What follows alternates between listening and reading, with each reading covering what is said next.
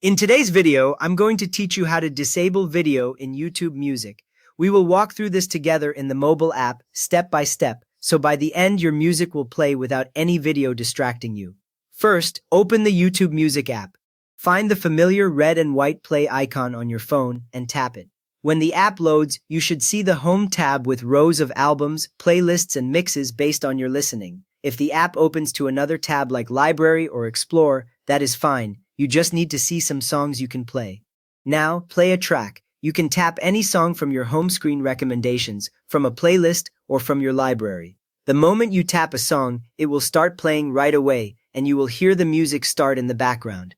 Look toward the very bottom of the screen and you will see a small player bar appear with the song title, artist name, and a tiny thumbnail image. Next up, tap the player bar at the bottom to open the full screen player. Just tap anywhere on that little bar, not only the thumbnail. The player will slide up and take over the screen.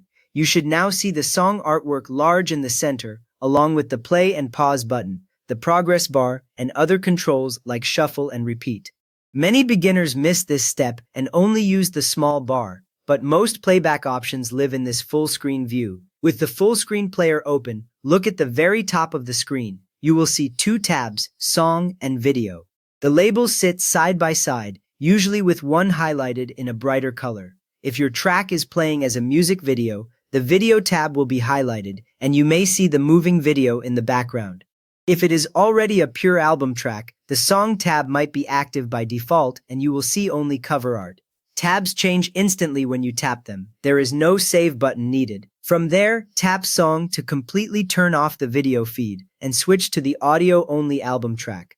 When you do this, the moving video background disappears and you will see static album artwork or a simple image instead. The audio keeps playing without interruption, but now it streams as a music track rather than a video. For many songs, this also reduces data usage, since video is no longer loading while you listen.